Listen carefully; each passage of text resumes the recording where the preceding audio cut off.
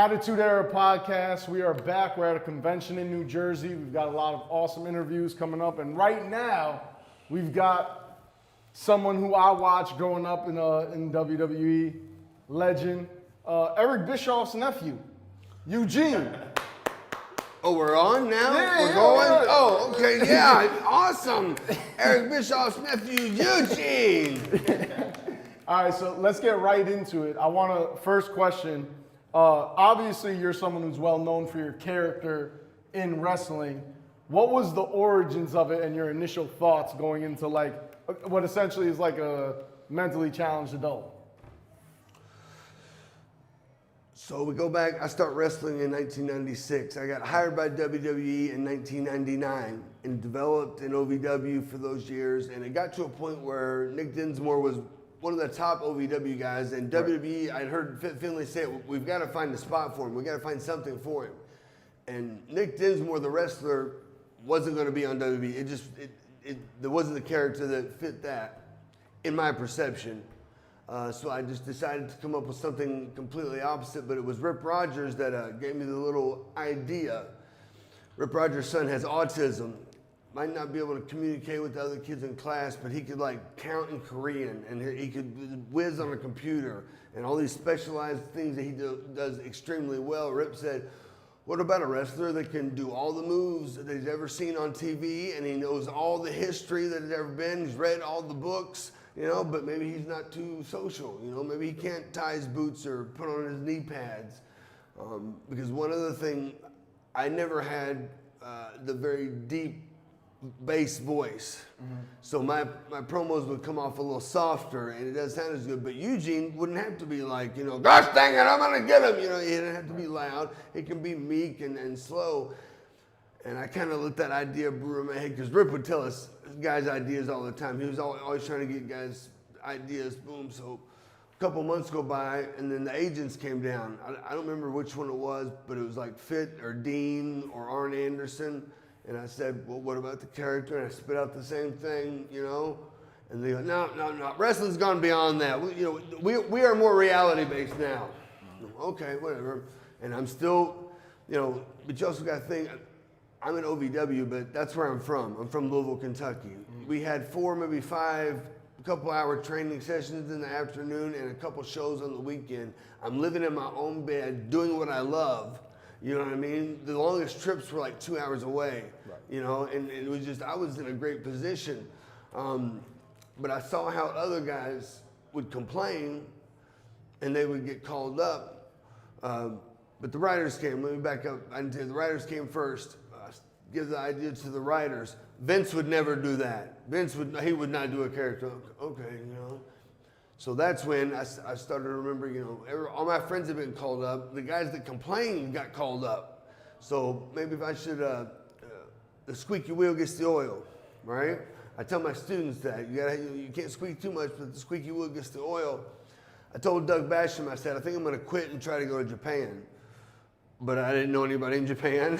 I had no way to get there. I would not have any idea how to do it. Doug Basham tells Dean Malenko. Dean Malenko tells Johnny Ace. And then Johnny Ace. So all of this happened about 2003-ish because in 2004, Johnny Ace had told Vince, and I was in a meeting with Vince McMahon and Stephanie. I'm thinking February 2004. Vince comes up and goes, I want to get back to character-based wrestling. And I just spit out this idea of a character, you know. Now guys would do character research and pick an archetype and with this characters. It was just an idea that had been in the back of my head that I hadn't really put effort into thinking. I just spit it out. And he's walking around and he's thinking, the Rain Man of wrestling. Stephanie's chiming in, yeah, we could have him do this kind of angle. And I think they were taping a Saturday Night's Main Event because Austin was there.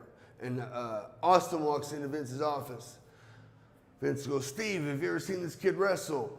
Austin goes, no, I don't think I have. And I said, well, I was trained by the Nightmare Danny Davis because I knew that Danny and Austin became friends when they wrestled in the Dallas territory.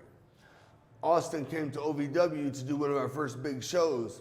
Danny's a friend of Austin. Danny was on Austin's podcast, and I knew, I had my 1 second, trained by Danny Davis, and Austin looks at me and goes, well, you're probably one of the best. And Vince is like, great, we'll start on Monday. We didn't actually start on the Monday, but I feel like it was that vote of confidence from Stone Cold Steve Austin, who I think I'd shaken his hand when he was there, but I really didn't know him. That vote of confidence to, give the kid a try that got the kid a try. So you created the character, Vince, you pitched it to Vince, he approved it. Was there any backlash from playing that character? Hey, we're filming in here. Come on, man. It's a birthday party, dude. You're not supposed to be in here. We're doing an interview. No, hold on. We can leave. We were not told that. I apologize. Oh, actually, it says right out the door, private party room. Well, there are some other parties that are here. This is the closest bathroom.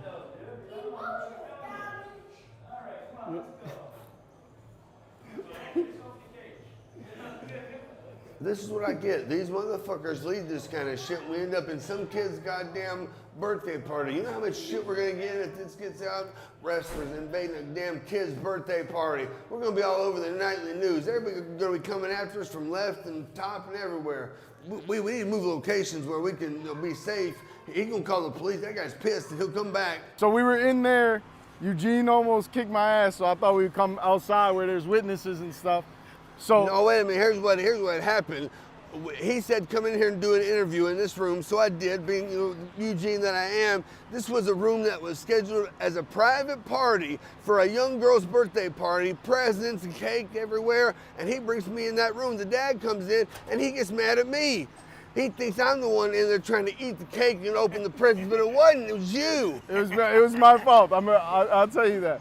This was a serious situation. This guy nearly called the law. He is still upset.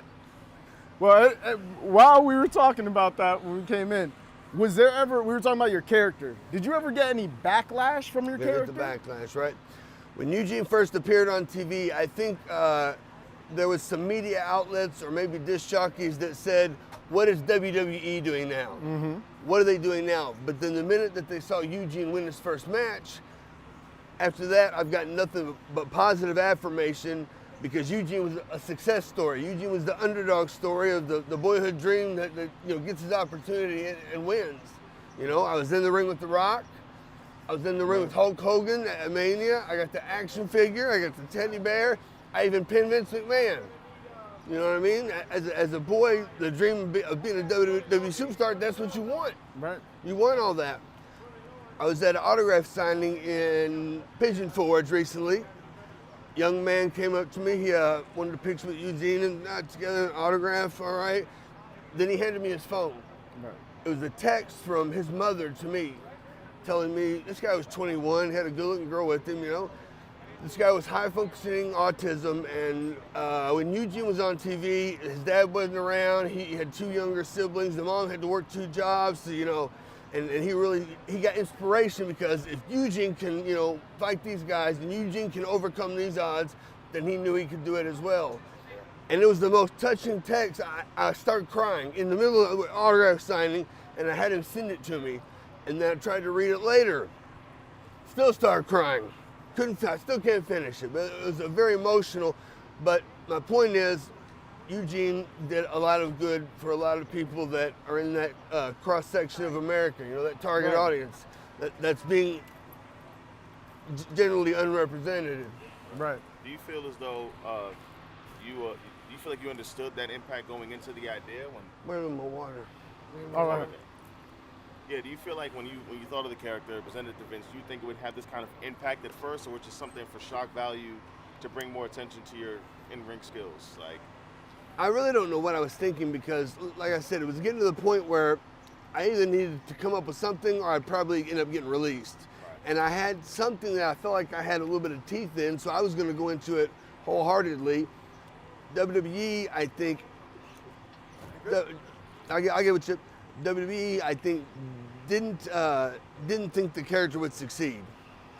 Okay, but when I went out there, did a little good, did a little better. People started cheering, but the real thing was Brian Gerwick, the writer, wrote most of the Rock stuff. he wrote Eugene stuff. I tell young guys getting into WWE, you can have all the moves, you can look good, you can have new, but if you don't have a writer that relates to your character and can write for your character, it's very difficult to get in those storylines. Gerwig could write for Eugene. He even wrote a movie for Eugene. So you were. Wait. Who's in it? Who's in it? Big Show. Knucklehead. I think 99%. I was told there was a movie written for Eugene, and from some of the scenes that I was described happened in that movie. So you were listing off your accomplishments, and one of your accomplishments, you have a lot, is you actually won the Angle Invitational and took his gold medal. That was part of like a bunch of great storylines. But what went into some of these great moments? They said, "Don't get beat in 3 minutes."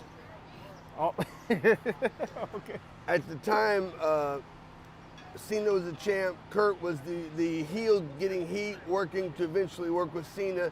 That's when they put the mouthpiece in him and he became a little bit more aggressive. And so even though he lost the gold medal, he beat his way back and made himself look like a vicious guy up to Cena. But Kurt had, apparently Kurt told me this, that going into this angle, you get heat on somebody, who do you want in the roster? And Kurt goes, well, let's get the easiest heat on Eugene.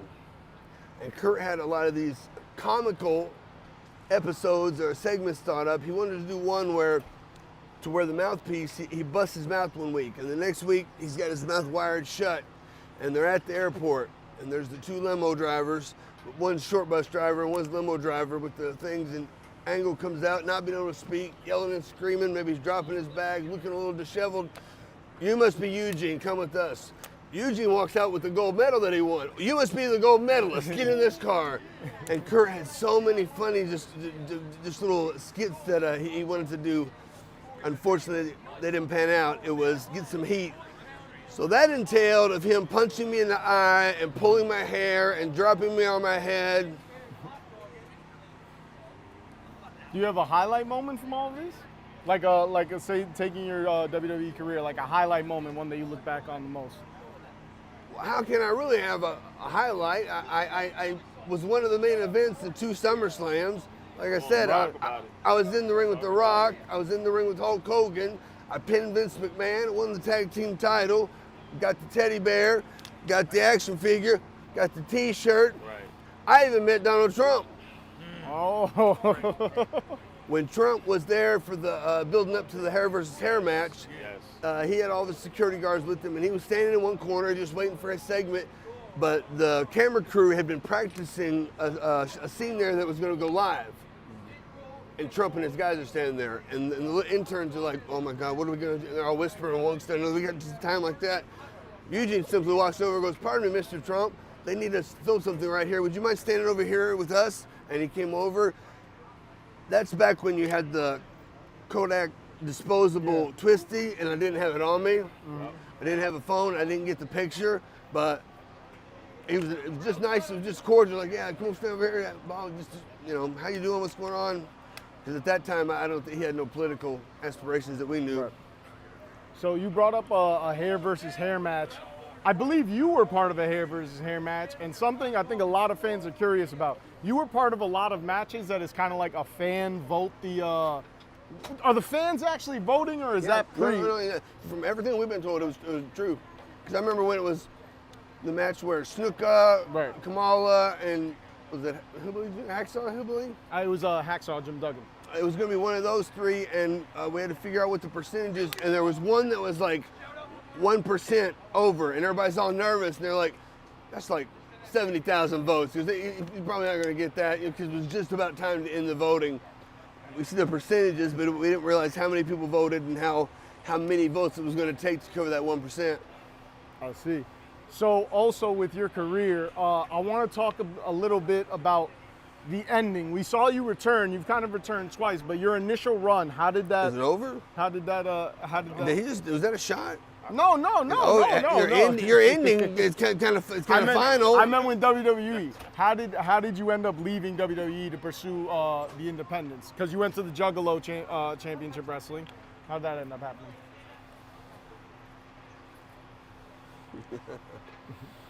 I got released the first time in 2007.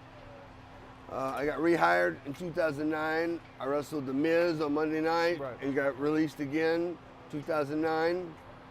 I got hired in 2013 to be a coach. Moved to Florida. 2015 got released. In 2015, I knew I wanted to move to South Dakota where my wife was from. She had been living where I lived or just us, and she hadn't been home for a while, so we moved to South Dakota. What was your question? How did it, basically, why did you end up leaving WWE? How did the whole thing end up happening? Well, the first one was non-compliance. The second one, Johnny A said, "We're not selling old fat Eugene," and I got fired.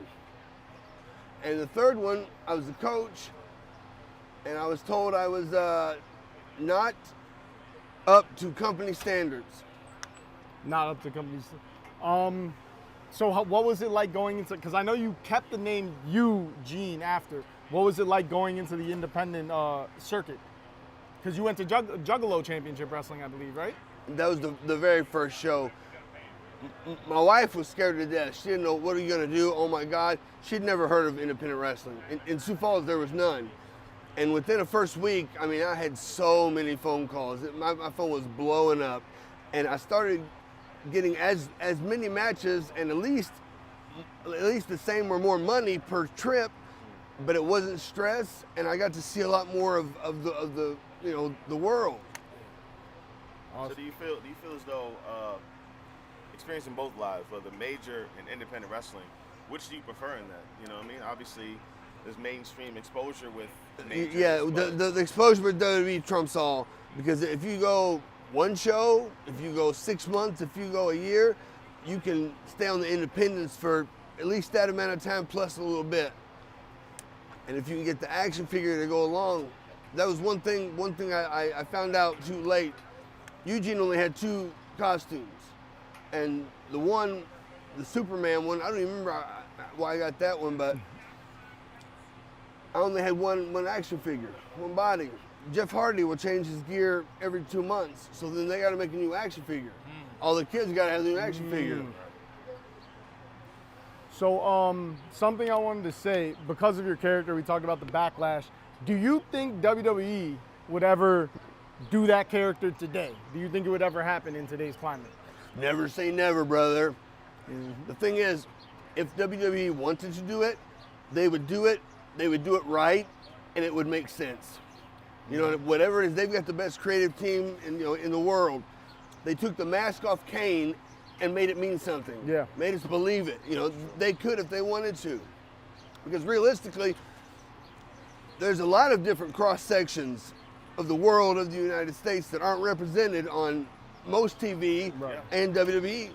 In South Dakota, we're huge native reservations. I don't know that there's one, not a Tatanka type gear native, but somebody of native nationality. I met a couple big guys and just hadn't panned out, but that's, you know what I mean? Right. So 2 more questions before we wrap. My first one is, you used as a finisher a Stone Cold Stunner and the Rock Bottom, 2 of the biggest finishers in wrestling history. What was that like to be able, did you need like approval? Did you have to get like a blessing from someone? What was that like? I thought it was a chart buster and a bookend. Oh, so you thought it was 2 different That things. was a joke. No, it was definitely, at that time, the stunner was still the most over move in wrestling. When I first started the Eugene character, it wasn't necessarily the finishes that Eugene used, but it was like he would know the history of the guy and how he wrestled and a little bit more in psyche, but all the people wanted to see was the moves. You know, so I would use any move that wasn't on the show that was over. You know what I mean? A lot of times I grab the leg, do a couple woos, do the figure 4. You know? My last question for you, Eugene. There's a lot of fans like myself who watch WWE who want to know if you'll come back. Are we ever going to see a Eugene WWE return, or will we ever see Eugene say in AEW? The question was, are you going to see Eugene in WWE or in AEW? Well, my law team, my team of lawyers told me that I can neither confirm nor deny that I'm currently in contracts with the major players of professional wrestling today. Fair. But what one of the major players? That's fair. Well, but you also got Japan, right? You know, Oh, that's there are true. many. So do you? Let me sneak in one last question. What do you think of the product today? Do you still watch? Occasionally, I will watch, especially if it's somebody I know, but that's becoming less and less. I did go to the WWE live event that was just in Sioux Falls, and it's good. I enjoyed it. But for me, when I was a kid, I tried to watch all the wrestling that I could find anywhere. Right. 3 hours on Monday, what comes on Tuesday? Whatever it is, like NXT's, whatever it is, SmackDown's, whatever it is, AEW's got a couple of shows.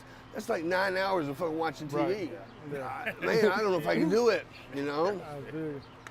Attitude Era Podcast. Thank you so much, Eugene. This is my pick to take down Roman Reigns, by the way. This is the guy who's going to dethrone him right here. I guarantee it. Attitude Era Podcast. You heard it here first.